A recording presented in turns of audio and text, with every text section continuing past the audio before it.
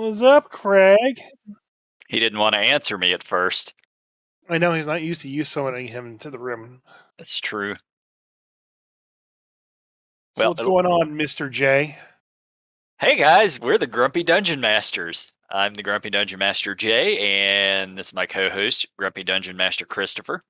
Hi. I got it right. I actually called you Christopher, which Yeah. I'm fairly certain that is the first time ever I've called you that. No. I'm gonna say yeah, probably is. Okay. If you say so. If you want it to be that way, then it be that way. It'd be that way. All right. It's kind of weird, but all right. Yeah, You do you. I will. So while there is very little actual Dungeons and Dragons news, it's still What been are a you real talking about? it's been a very interesting week because this is San Diego Comic Con week, of which normally D&D players could care less other than, the fact we're all Marvel nerds and we get to hear about the movies and the new trailers. But for the first time ever at a San Diego Comic Con, we got a trailer for a Dungeons and Dragons movie. Yeah, and it broke. It broke the internet, yeah. It broke the internet where the D&D nerds are currently stationed. It didn't break the internet anywhere else. But No, but I mean, let's be honest, Dungeons and Dragons nerds are a fairly sizable portion of the internet. oh my We're god, yeah, yeah. I'd say we're probably 5 to 10% of the internet. Just the amount of just whining, man. Just like I've heard very little whining about it. there's been a lot. I So I also do not travel outside of my tight little circle. So right. you, on the So other hand, so the Dungeons and Dragons movie was first kind of like teased when there was like this rotating slideshow of all the characters, and that showed off all the characters, all the main characters of the film, like Chris Pine and Michelle Rodriguez and the rest of them. And they all look like the worst LARP costumers ever, and it totally tanked any expectations I had for the film. Um, but then the trailer came out, and to I would say almost everyone's surprise, the movie looks fucking fabulous. Um, and we did an actual breakdown of the trailer on our live stream. I think last Thursday, and it should be up on YouTube this coming Thursday or Wednesday or Thursday. So if you want to watch us go through the trailer like blow by blow and give our immediate comments, then you can go watch that and figure that out. That being said, um, it looks so good at this point in time. I'm uh I'm very excited for the film. They seem to get almost every aspect of what a D&D movie should be. And on top of that, it looks like it's going to definitely bring a lot of people into the fold, kind of I thing. yeah, I think so. The movie is titled Dungeons and Dragons: Honor Among Thieves. From my understanding, it comes out in March 2023. Yeah, There were I think five main characters that you see throughout. There, five or six, I don't recall for sure. I know Chris Pine, and they actually have detailed out what classes each of them are, which is yeah. kind of important. Chris Pine is the main guy. He plays a bard. Let's see, who are the other actors? Michelle Rodriguez, she is a barbarian. Sophia Lillis is a tiefling druid. Reggae Jean Page was the paladin. And then Hugh Grant is supposedly a rogue, although it kind of looks like he's the villain of the movie or one of the villains or, something of that nature. And there was also a sorcerer who I didn't see him. He wasn't at the San Diego Comic Con, so I don't actually know his name. Justice Smith, maybe. Yeah, I think that's probably Yeah, him. Justice Smith. He he played was the main character in the Detective Pikachu movie. Okay, yeah, I never actually saw that. Although it seemed like it was actually pretty good. A lot of people I know I loved it. It was enjoyed it. great. I'm not a big Pokemon fan. That movie was fantastic. Okay, I don't know anything about Pokemon. I know what a Pikachu is. Nerd, Yeah, I'm a nerd because I know what a Pikachu is. nerd. But But yeah, yeah, so the cast is set up. They didn't go with the original trope that of like fighter, rogue, mage, and healer, which I'm very surprised by. So the fact that it's a bard, a barbarian, a sorcerer, a rogue, quote unquote, yeah, and a tiefling druid. Uh, which is I'm definitely well, very excited. Tiefling Druid's an interesting choice. Yeah.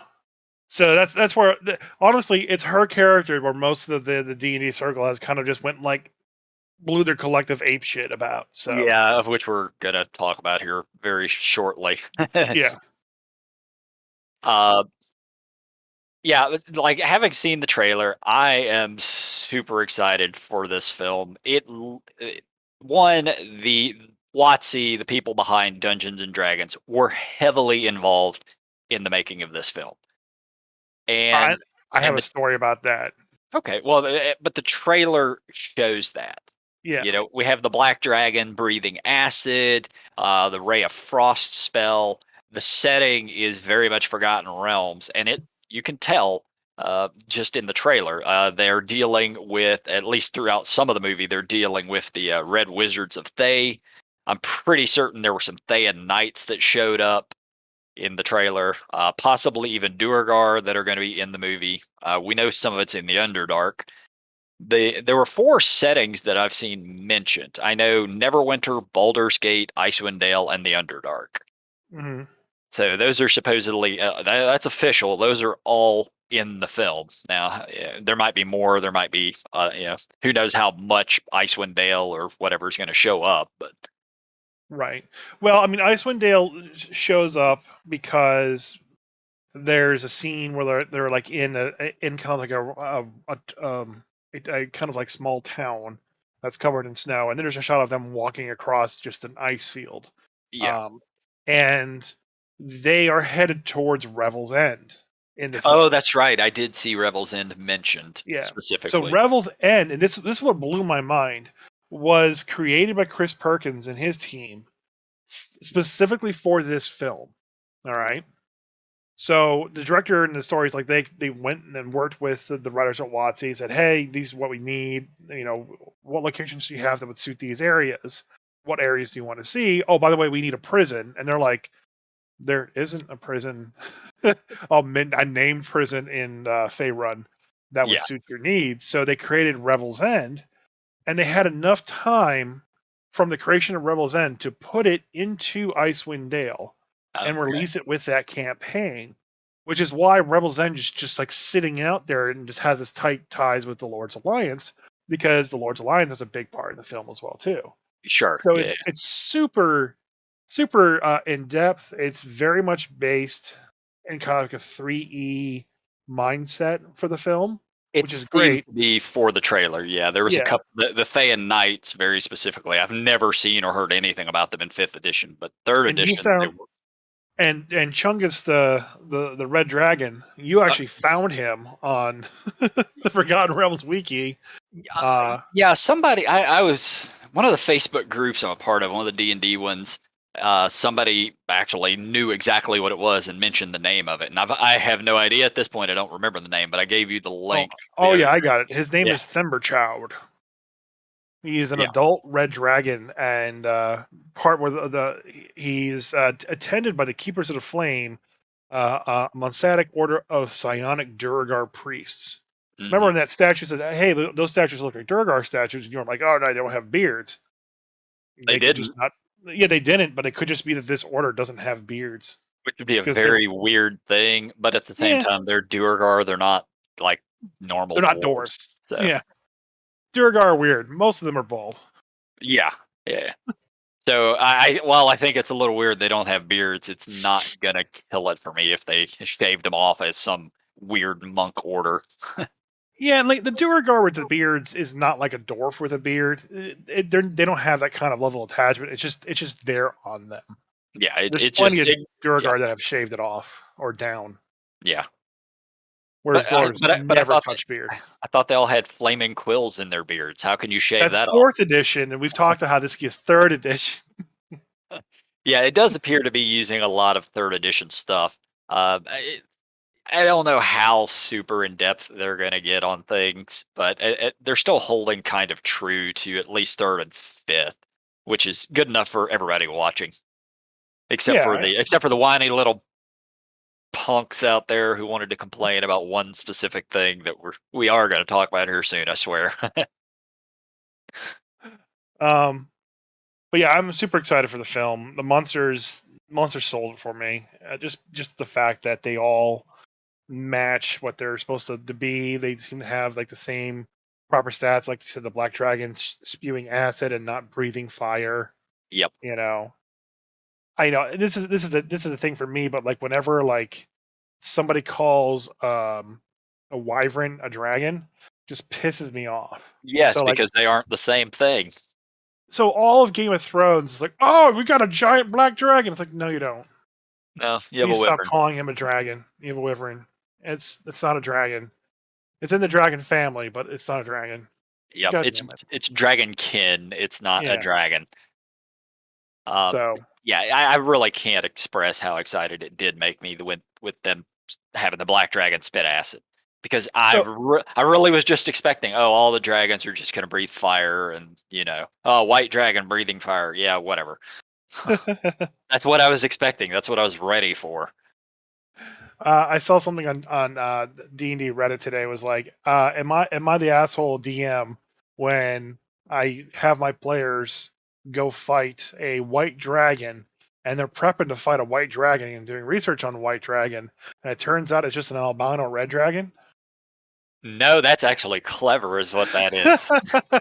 It's like, yeah, No, you go. They're gonna have a lot of fun. Why isn't the fire hurting it? I yeah, don't know. yeah, that's no, I like that.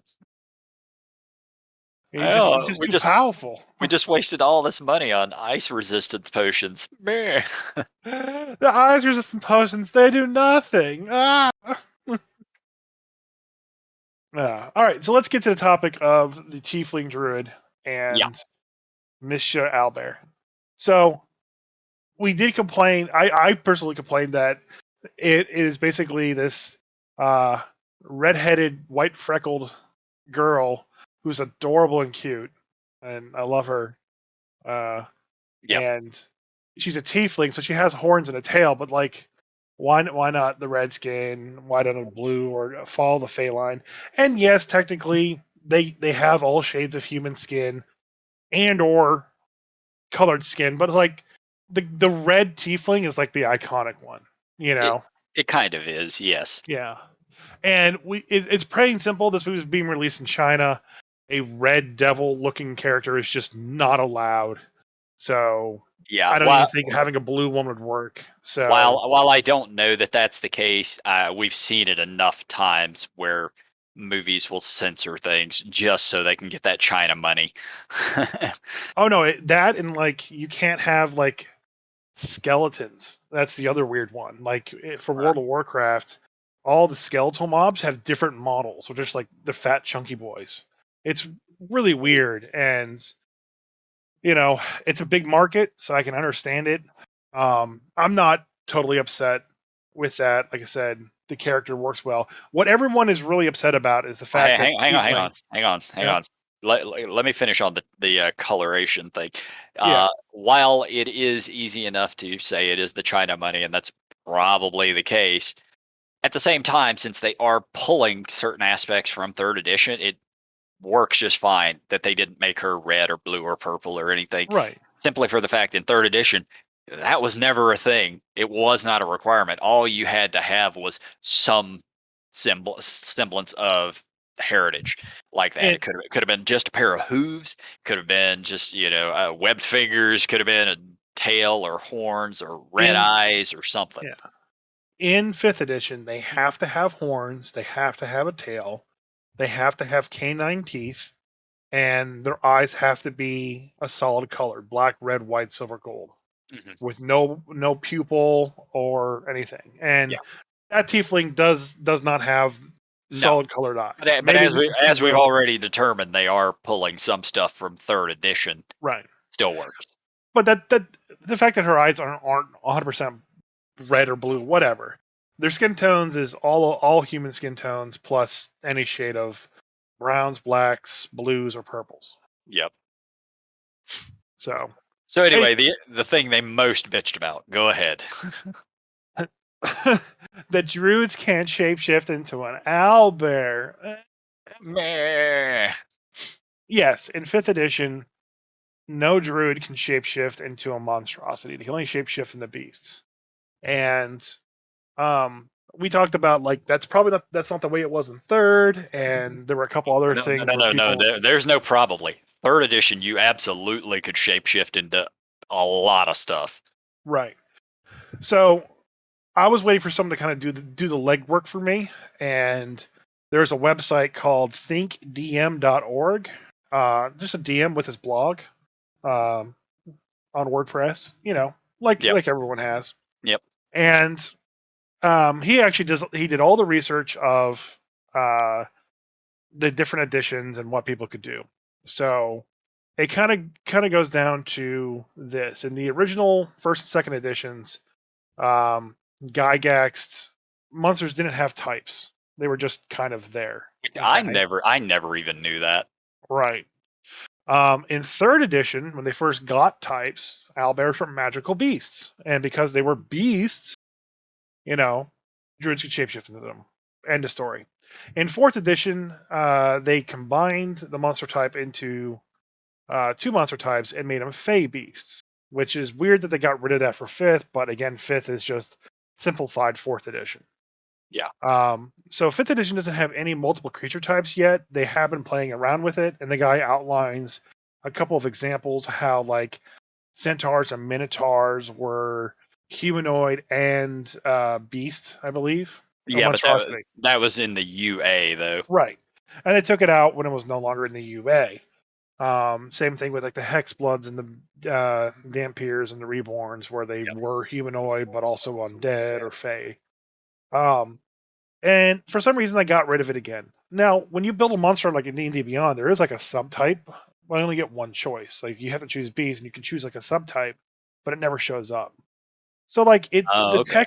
the tech is there, but they just don't have it be available to anybody Yeah, yet. I don't know why. whenever they do sixth or five revamp, whatever the case, and the article even mentions this, and I'm pretty sure that'll be the case. They will probably add in the double types. Yeah, It just seems it likely. it would make sense, and it wouldn't be that big of a deal. He even went further and started comparing owlbears versus other CR3 beasts, and the owlbear surprisingly comes up short. Um, Overall, it has less AC than the other examples it gave, which was an ankylosaurus, a giant scorpion, and a killer whale. Yep. And its hit points are the third lowest out of those Yeah. three. Only the giant scorpion has less, but it also has 2 more AC. Yeah. So it's just in this small example because he used just basic rules monsters. You know, Yep. it wouldn't break your game if you had someone transform into an owlbear. Yeah. So mechanically, it just doesn't matter either. The only place where the owlbear wins against those 3 other monsters is in damage, because it gets 2 attacks around at +7 per attack, Yeah. and if both hit, on average, it's going to deal 24 damage.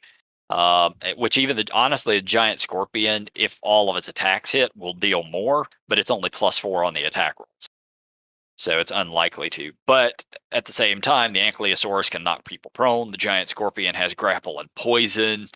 Yeah, the killer whale, well, it's in the ocean. The killer whale.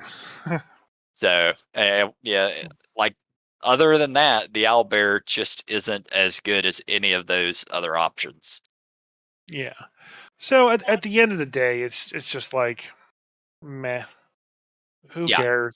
Just let owlbears be a thing. And granted, because its type is monstrosity, they can't do it. And I'm gonna feel heartbroken as shit when some new kid comes out to Adventures League and is playing a Circle the Moon Druid, and it's like, why can't I be an owlbear? And I have to like break his little heart Yep. and Yep. say, I'm sorry, Timmy. Fifth edition doesn't let you be an owlbear because it's a monstrosity. I'm sorry, little Timmy. If you ever want to be an owlbear, play a wizard or a sorcerer and learn polymorph other or polymorph self or whatever they call it nowadays. Because that's the only way in fifth edition, unfortunately. Yeah. Um, So I mean, the fact that people are giving the actress shit about it, like you're just wrong there. Just there's no logical reason why you should give the actress shit. Like she knows. Like never give the actors shit about their roles. If they're being terrible on Twitter or whatever, fine, give them shit. But they don't. eh, They get paid to just pretend to be a character. It's not their fault if shit's written wrong or poorly. They have no control over any of that. right, and so that's just stupid. And then at the end of the day, too, it's just people just need to chill. It's they got so much right, and the fact that the directors and the scriptwriters are played third edition when they were younger, and that's what they grew up with, and that's what they're super familiar with, and so it probably didn't cross their mind because they haven't played fifth edition and know this tiny rule within fifth edition. Well, they would have had the fifth edition guys there, since WotC was as involved as they were.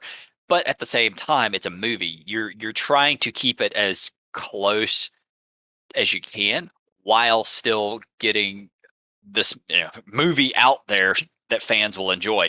If the worst thing in this film is that a druid shape shifts into an owlbear, I will be ecstatic because up until this point we've had two D&D films. I think there's some animated stuff, but there have been two D&D movies, and both of them were terrible. And this one, it's not going to be like award winning. It's not going to be anything new or amazing. It's just, it's very formulaic, I am sure, but there's enough money behind it. The actors are really good actors, and I expect a decent film with enough laughs, enough action, and hopefully holding true enough to Dungeons and Dragons to make everyone happy.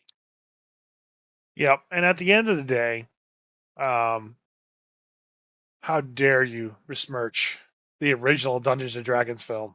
It was amazing. I don't know what you're talking about. It's the best film ever. I'm going to be honest. I really enjoyed it when I saw it years ago. Why?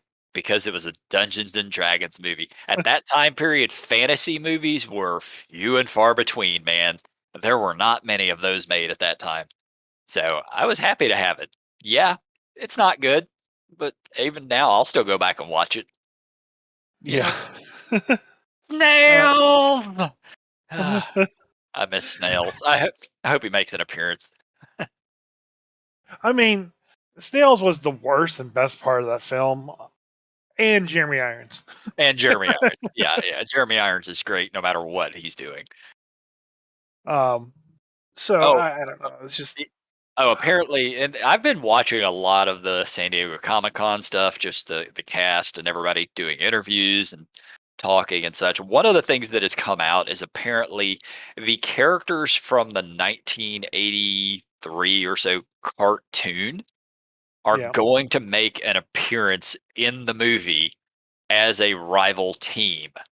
in the Coliseum. Yeah, I supposedly. I I don't know if mean, it's in the Coliseum or in a bar. Or I haven't heard where. Just simply that they are supposed to make an appearance. it's really weird that that's happening. I mean, I love it. Yeah, it's such a throwback. I don't even think they should have speaking lines. Maybe just one line or something, and just have them on Yeah, screen. That's it. That's all you need. that would be my question: is what if they're going to hire actors to do those roles, or just like CG them in? No, I doubt they're going to CG them in. They'll hire actors. I'm sure, have them dressed appropriately for those characters. Well, that's what I mean. It's like if you just CG them in, you could CG them in and the exact armor that they should be in. You don't have to hire actors. I mean, you have exactly what they look like. Yeah, You but know. why wouldn't you hire actors? I mean, I mean, because the tech to do it is just so readily available right now. yeah, but CGing a person, I mean, just hire a person. Oh These yeah, they'll characters, hire a person, shove them in a mocap suit. I don't think you need to shove them in a mocap suit. What are you going to do? Make them look like cartoon characters? I I mean, I don't. mean, That's not not necessary. that, but it's They close. they could hire me. Just put me in the outfit, have me sitting at a table in the background. There they are. No, just most the tech for all that is pretty impressive nowadays. So, eh. Yeah, but I'm aware they could literally just CGI everything in the movie, and we'd barely be able to tell the difference anymore. But that's not what I'm pointing out. It's such a simple thing to just hire an actor, some background actor, put him in costume, and you're complete. You've got your scene. Have you ever seen the second D&D movie? I own it. You do? Yeah, I think it's Wrath of the Dragon God. Yeah, I need to get that. Yeah, I have a DVD copy of it. I've watched it one time. It's much worse. It's bad. Yeah, yeah, it's pretty awful. So yeah, at the end of the day, I mean, I'm super excited, and if like you said, if the owlbear thing is the one thing they get technically wrong, you nerds, then I don't care. I Yeah, just don't care. yeah, I will give no shits. I just want a solid action flick with enough humor. Uh, yeah, we'll see how bad or good the movie is. If it's decent, I'll probably see it multiple times just to support them making more of them, because that is what they're trying to do. They want to franchise this thing. Yeah, Right? and I love the thing I said. It's like the D&D movie is going to be a flop, Oh yeah, and yeah, because everyone's going to make plans to go see it, and then everyone's going to be like cancel last minute. yeah. Just like a D&D group for sure. That's definitely the case. Bastards. Yep. See, I don't ever have that problem. I tend to go to the movies with just me and my brother, and he never cancels anything. So, What you need to do is you need to come down here so we can all watch it together, and then we do like a review of the film while we're in the car, like YouTube, starting at our YouTube channel kind of thing. It's kind of traditional. I mean, that could be fun. Odds are with this movie, though, I will actually try to go see it with all my friends up here, like all my D&D guys. Because normally I don't like all the Marvel films come out and we'll go see it separate days and whatever. But this one, I kind of want to get a group together to go watch. This one's special. It is kind of special. It definitely is. It's going to be enjoyable. I think so. Like I said, I've been watching a lot of the videos of the cast and things at San Diego Comic Con, just giving interviews, and it's been kind of fun. They actually had them get together before filming the movie and play Dungeons and Dragons. Yeah, I And saw that on YouTube to watch that. Yeah. yeah, it was fun to watch the interview. Every one of them actually got together and played, except for Hugh Grant, who apparently is afraid of D&D. Why he's I afraid don't. of D&D? Yeah, I don't know. That was his words on it. Can you elaborate further on that? He never did, not in the interview. He said somebody mentioned that he's afraid of monsters, and that he agreed with that. So I think Huh. Hugh Grant's an older actor. It's just not in his wheelhouse. That reminds me of the article I saw in that fantasy role playing is hurting America Oh, article. Did I link that to you? no, but I wish you had. We would have talked about Oh that tonight for no, sure.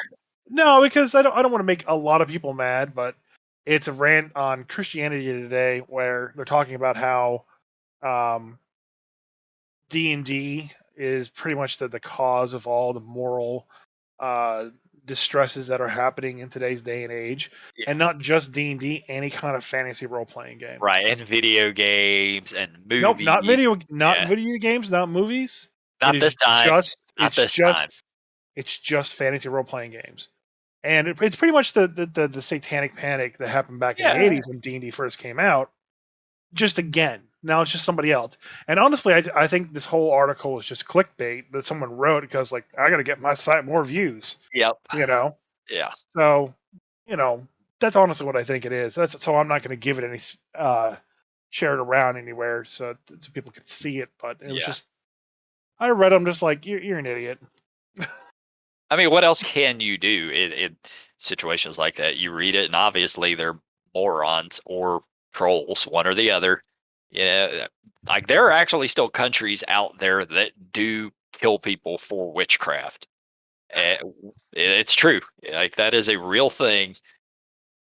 Here in America and Europe, and just modern countries, we're so far past that garbage that the fact that anybody could even be thinking about satanic panic anymore is just ridiculous. I don't know. It's just weird. And yeah. Anyways, better Yeah. topics. So, um, I what was the next topic? The movie, the article, yeah. So, I'm playing my gift still. I has yet to work on my wife's gun in our game. To basically, no longer be a part of the campaign. Right. Uh, the DM is making her make a wisdom saving throw, and pretty much when she fails too many times, she'll just give in and let me work on the gun. You just pestering her the whole time. I'm pestering her the whole time and commenting on everything.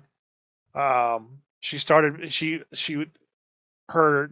She's an artificer steel defender, and the steel defender got gacked by a ghoul. So she started repairing her buttons, is the badges that she has, Mhm. the steel defender. And I had my guy look at her goes and I was like, so madam, are those the tools you use to maintain your musket?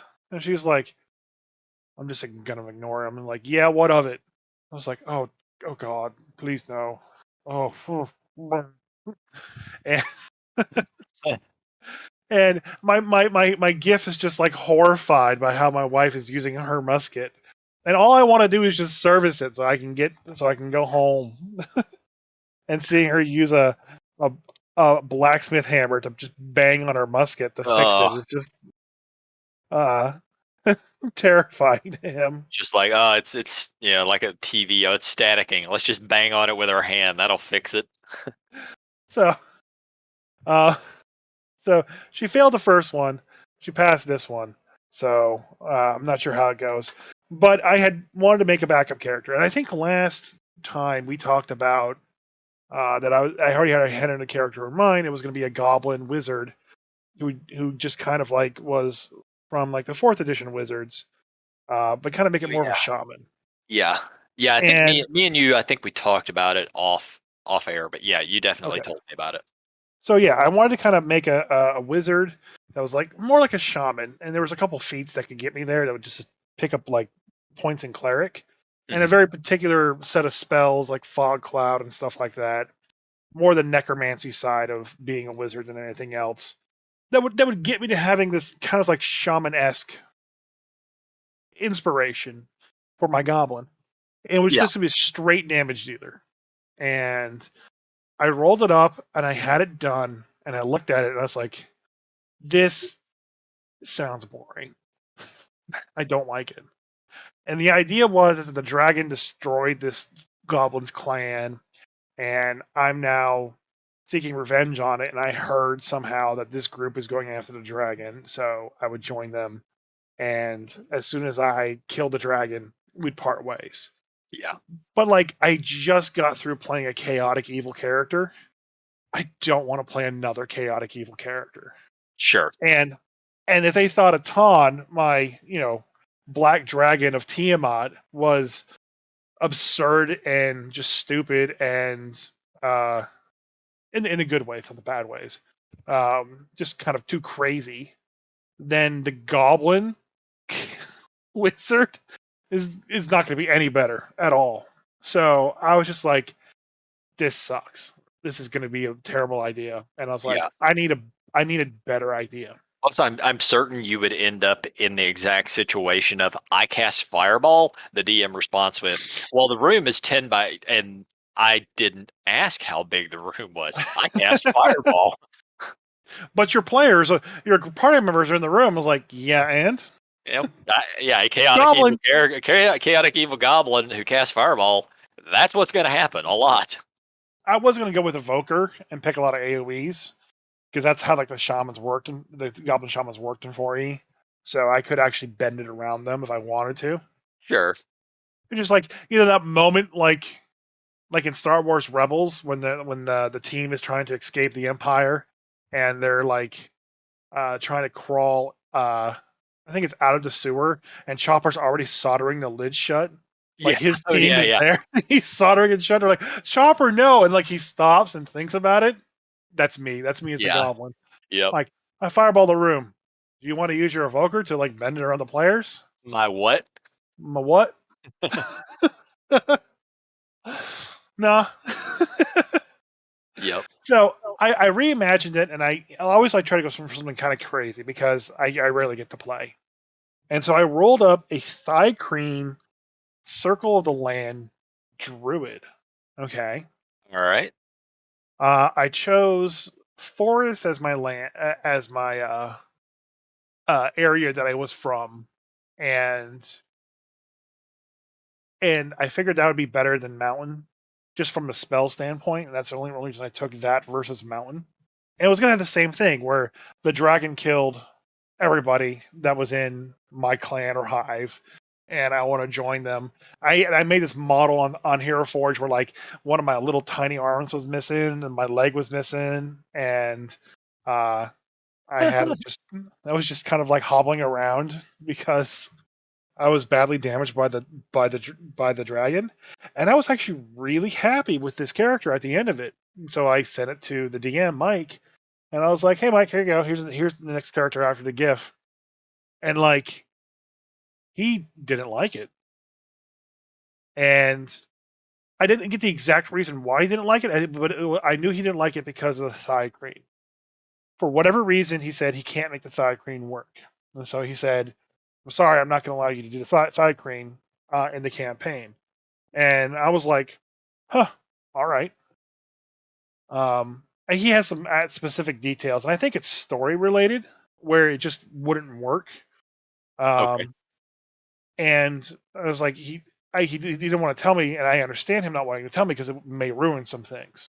And so that got me thinking: is have you ever had a point in time where someone had a character that you just had to say no to? Oh. Now, Okay. Go ahead. Go. I will say this is different, a little different than not coming up straightforward and saying, "Hey, none of these races." Like I always outlawed artificers Mhm. because I didn't like them in Faerun. I didn't think they worked thematically, and I knew they were a more powerful class than all the other classes put together. And Yeah. I don't like artificers. When Tasha's released it, I kind of pulled back that rule, but I still don't like artificers. Like I wouldn't outlaw them anymore, but I'd be like, please don't be an artificer. Um, but I wouldn't stop somebody. So there were no rules that the DM gave me saying, "Hey, you can't be these races." Yeah. And And that's his yeah, failing. no, it's not his failing at all. No, it is. Um, So. I'm the one who came out with the UA and said, "Hey, this UA just came out. Can I be a GIF?" And he Oh. was like, "Okay." And I was like, "Hey, the UA just came out. I'm going to be a thigh crane." And he said, "No." That's You that's a know, that's different. I wasn't yeah, thinking about the fact Thrycreen are they're only unearthed arcana. They're not official yeah. yet. So, So yeah, it was not a failing in his part because he gave us the rules of what he was, and there were no rules, no limitations. yeah, Um, it's just me coming in later with like, "Hey, the U. I was going to UA one of the barbarian giant race too at one time." yeah, Um, so that's, I mean, I guess you could say, well, he didn't outlaw UA material, but who? No, that's a stupid rule. I yeah. mean, like, you're not going to bring that up in a rules creation, Telling you know, somebody you can play anything that that automatically excludes UA. you. Saying anything, at least to me, that just means anything that's official. Yeah, Uh, uh, absolutely. uh, so I've shut down character ideas a lot of times. Yeah. I have one player, I shut them down every one shot. I'll tell him, no, I'm not good with this idea. Now, this is before he's made any characters. My players know well enough. Ask me if you want to do something ridiculous. Yeah. Because sometimes I'll let them, but sometimes I'm like, no, I'm not good with this character.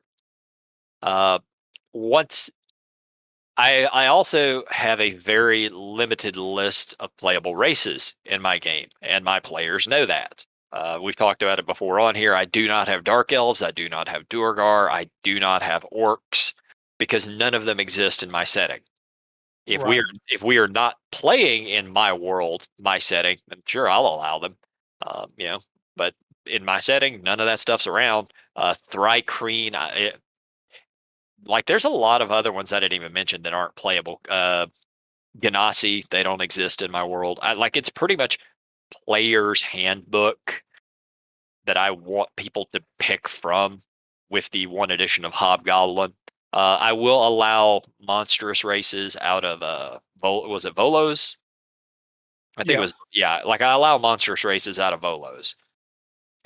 But yeah, otherwise, once somebody's put time and effort and actually made the character, yeah, hopefully they asked first. But if somebody makes the character and they've asked first and then you don't like it, that's the DM failing at that point. That's their problem. If you had said ahead of time, "Hey, can I make this Thrycreen character?" and if he had said yes, and then you make that character and then he says no, that's not cool.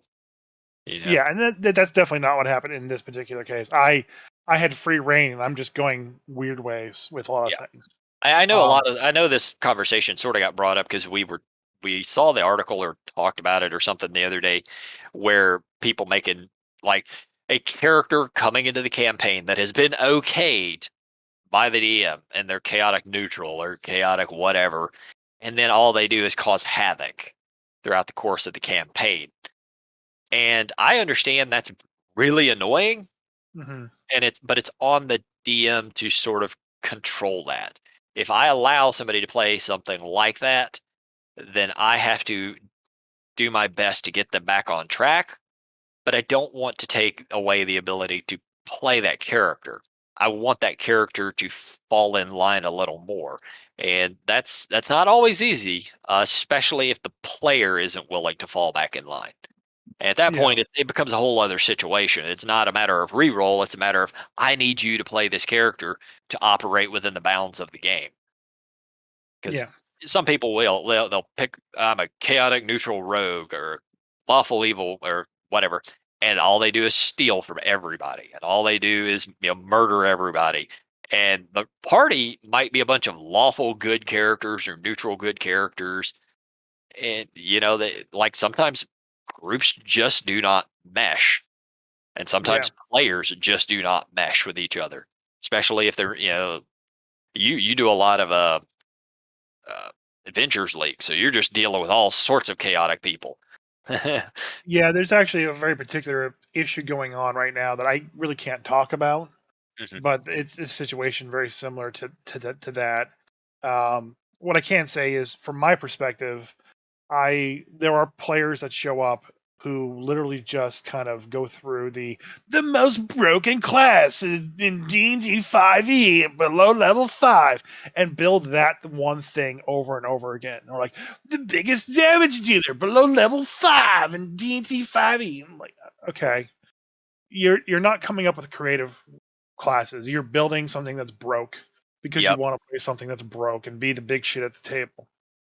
And um like some people have shown up as like Tortolan barbarians, that use a shield, so their AC is like 19 or something at level 2, Yeah. so nothing can hit them, and if it does hit them, it's already half damage, so they have like 175 life. Your turn is boring, and you're boring everybody else. Yep. You're not adding anything to the table, you know, um, and it's rough because we're back to the point where we need more DMs because we have tables of like 9 people. But it's like, how does your character even work in this roleplay situation? You're a Tortolan barbarian, you know, and like how would you work in a city? How would you work? in that location. You built something with a race class combo that's legal in Adventures League, so I can't say no. Yeah. But has no purpose beyond the fact that it's broken and in the miniature game standpoint, and that's all that you want. You just want to be broken in combat, but you don't have any other skills outside of combat. You have nothing that can help outside of combat, and when things like that happen, you're just like you're sitting there not doing anything for most of the game. Like when most of the people are doing like charisma and stealth Right. checks, and They're built strength for checks don't. Yeah, they're built for a very specific purpose, and that purpose is combat. And the description you gave, it's not even being great at combat; it's just survivability in combat.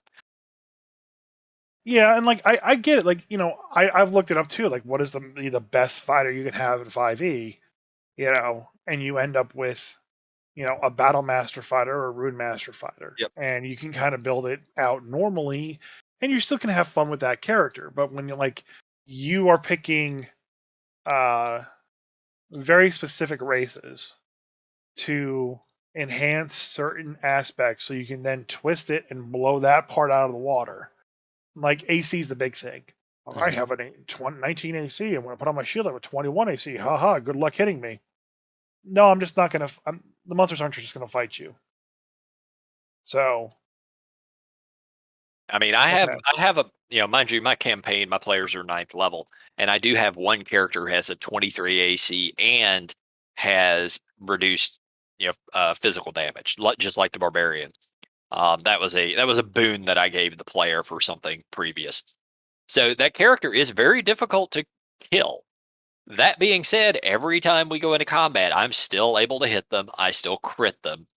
Yeah. Like, and if it's a real problem, I can just bring in spellcasters. There's always answers to stupid stuff like that.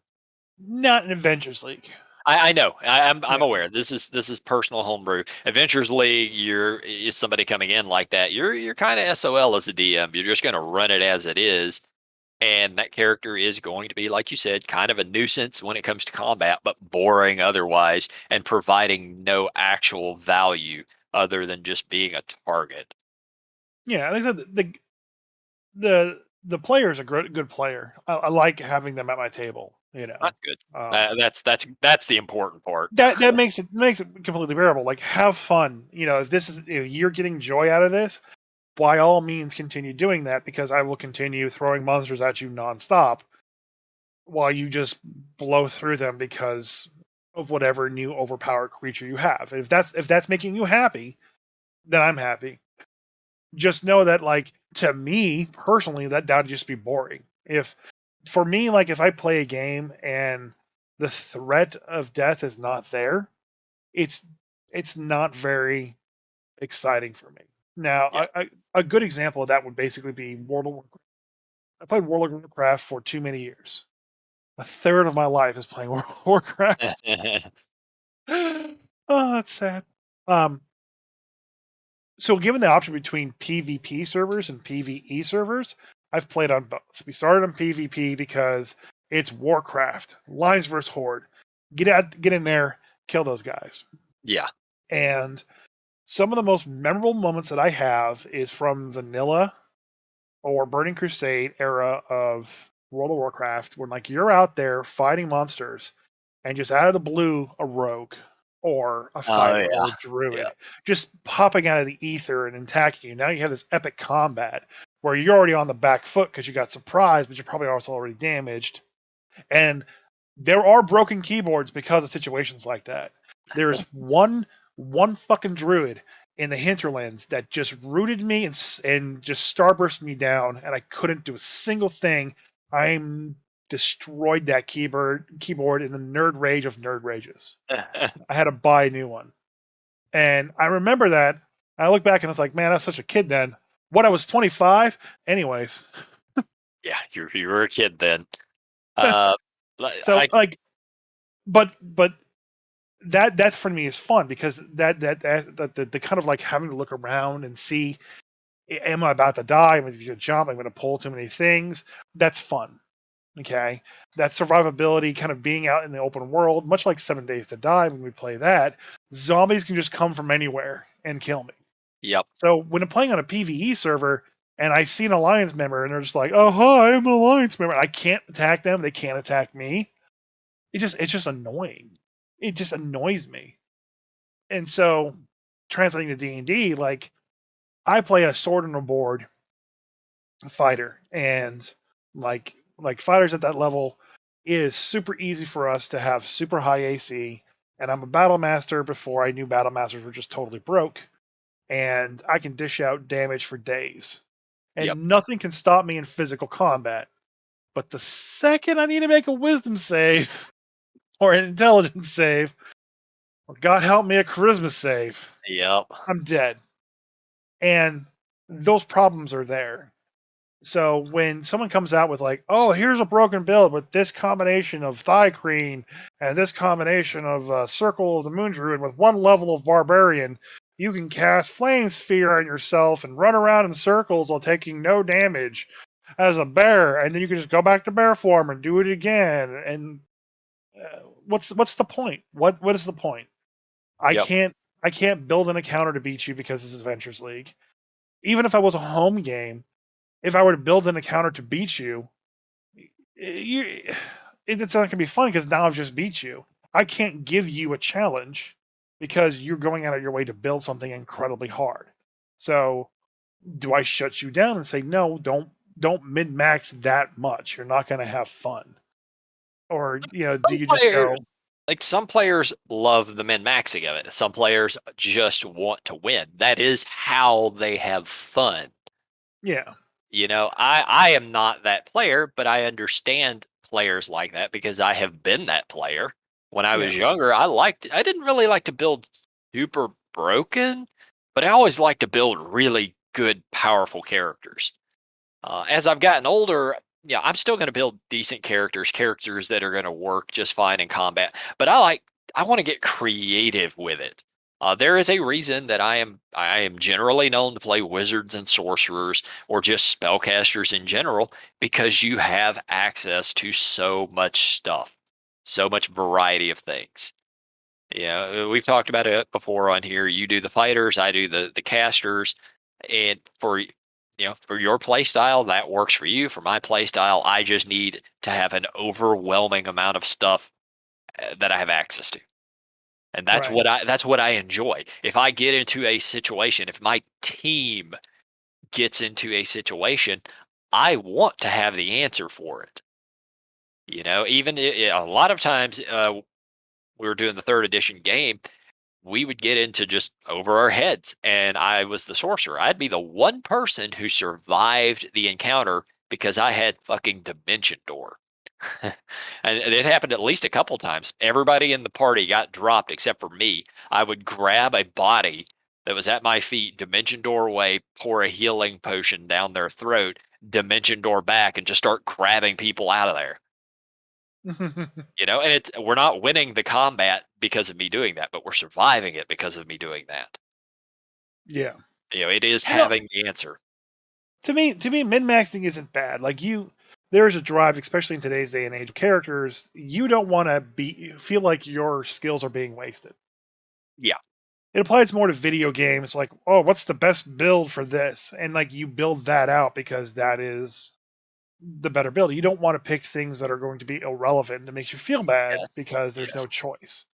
And I get that aspect of min maxing, but that's different than like this is the broken combo in a game that doesn't have patches to nerf those things. Yep. Well, fifth Um, edition is so sort of generic. There is no bad choice. No matter what you play at the right. highest level and at the lowest level, you're still going to be efficient. You're going to be fine, unless you're just bad at playing or just don't know enough of how to play yet. Or unless you take one level of every class. No, honestly, you're still going to be fine.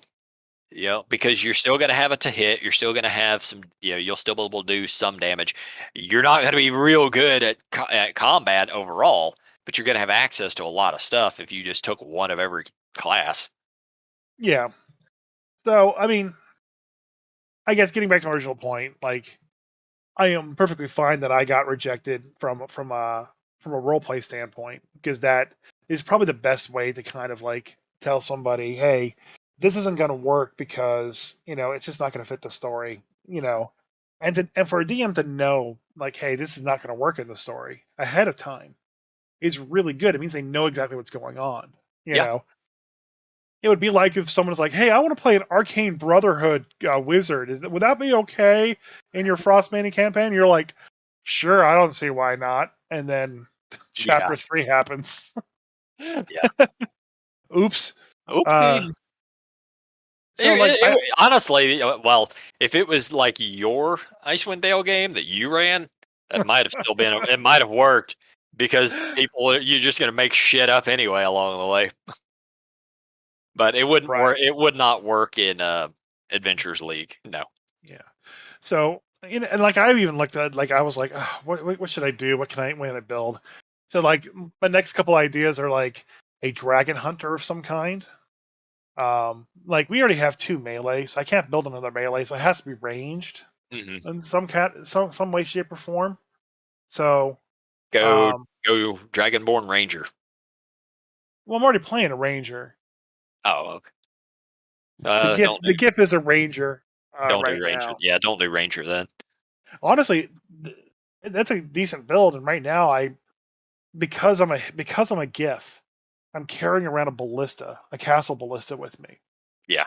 because I'm considered large, and my carrying capacity is like 400 pounds, and a ballista's like 300 pounds plus my gear. Eh, I didn't have much, and then like I can lift like a quarter ton, so maybe a third of a ton. It's Hello, pretty Google. insane. How much does a cannon weigh? So it's fun because then I can just like set this thing down and fire one ballista shot, and then go right to the musket. And I think that'd be kind of fun. And like I said, I'm gonna play the GIF until my wife gives me her gun and lets me work on it. And even then, I could probably say, I can meet with the town leaders and they can hire me out as a mercenary for a little while I wait for my spelljammer to arrive. Yeah. There's an RP reason for me to stay a GIF. Honestly, I'd probably want to do a gunslinger again, but be like a dragon hunting gunslinger. There. I know. I don't know what all your DM's allowing, but Critical Role, there's actually a gunslinger class. Yeah, I've played it once, I think, but Okay. it was in Panda's game when I did that, and it was pretty good. It was dual pistols. Uh, it it does a lot of damage, but nothing else. Yeah, Uh, but then see the thing is though, you can get behind the role play of that, like play a cowboy. You're a spell jammer who is from Earth or something and got scooped up on a spell jammer. Now you fly around the universe, go help out people or take bounties out on dragons. Get to talk with the whole Texas accent. You'd have to watch a lot of cowboy movies before that though. I was thinking that there is a bunch of spells for like stopping flying creatures and going with a wizard, but just there's no like one wizard class. It's like anti-dragon, you know. That's kind of the weird part because normally there's always like a class somewhere that's like I'm made to kill dragons, and like that's a class you pick. I don't think there really is one in 5th edition. Rangers. Rangers, yeah, Yeah. yeah, I'm already a Monster Slayer Ranger, and Oh yeah, so it's you're pretty already playing badass. it. Yeah, all right. But my range is actually crap because I can shoot 120 feet, and anything over like 40 is disadvantage. That's on But you because you decided to go with a gun. If you were yeah, like if you were doing a normal ranger with a bow, I think your range is 600 feet or something. yeah. Well, I just need to pick up sharpshooter when I get to level 6, Yeah. and I think that's gone because I think I can just shoot the full range. Um. Plus I have a ballista now. Yep. Just Yeah. Fair. set this thing out. What's the range in it? A mile? Okay. Yeah. I mean, you could always do warlock as well. They'd be pretty good at fighting dragons. Just I mean, I know you just played one not long ago, but Yeah, but simply playing a ranged warlock would be very different. yeah, yeah, because you were playing a different type of warlock. But just doing, yeah, I mean, Eldritch Blast, as boring as it is, it's effectively just like a ranger shooting a bow. It's not any different, really. Yeah. You can So hex them. And, yeah. I have a Heck, couple ideas. yep. Yeah, that's the worst part about 5e for me too, is just trying to figure out what do I want to play. Uh, you have options, but I've played so many of them. I also try not to step on other players' toes. If somebody else wants to play a rogue, well, okay, I'm not going to play a rogue. If somebody else wants to play this, I'm not going to play the same thing. Right. Like you do want to build a semi-proper group at least. Right. Right. Right. I wish Blood Hunter had a dragon variant. Yeah.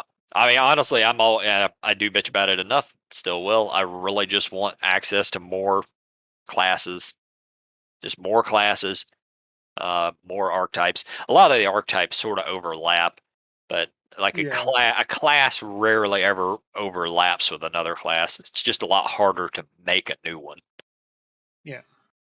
I could do the what is it? The DBZ monk. Is it Sun Soul? Yeah. I don't know. We you get yeah, instead of doing an attack action, you basically just throw like beams of radiant Oh yeah, yeah, energy. yeah. We talked about that one not long ago on here, a couple of Yeah. weeks back. Yeah, I'm not gonna do that. Just yeah, punch, punch, punch, punch. Oh, yep. There's options. I'm sure you'll come up with something good to play. yeah. I'm gonna do a Yanti Sun Soul Monk. I just want to play. I want to play a grappling barbarian. They don't make But those. I know because grappling in 5e is kind of garbage. You Yeah. can just you keep people from moving. Whoop de freaking do. but Well, just then a you gotta bar, punch him. just a barbarian. Maybe at 6th level, you just learn the ability to enlarge yourself so you can grapple huge creatures. Eh. Maybe I should do the range barbarian. Oh yeah, yeah. Well, that was a UA thing, but he might allow it. That Where could be. I did, It'd be fun to play, fun to test. yeah. Once I get to level 6 and just start throwing crossbows around. I still say you could throw gnomes. All right, I have another topic, but that'll wait for next time. The topic's going to be what should we do with our hit die? Yeah. That's a really good topic. Actually, we need to remember that.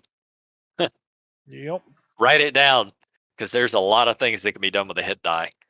We've seen Right. it What? in with the hit die. There's a lot of things you could do with it. Yeah. I don't know So, what right is. oh, write, you know, pen, paper, type it out, keep a note, uh, call up Siri, tell her to take a note, whatever. I don't know how you young kids do things. Hey, Cr'aig, take a note. Yeah, that's how we do it. I'm sure that's going to work out great for us when we don't go back and listen to this and forget all about it. All right. Yeah. All I right. think we're done. Bye, Yep. guys. Bye, everybody. Bye, Craig. Bye, Chris. Bye.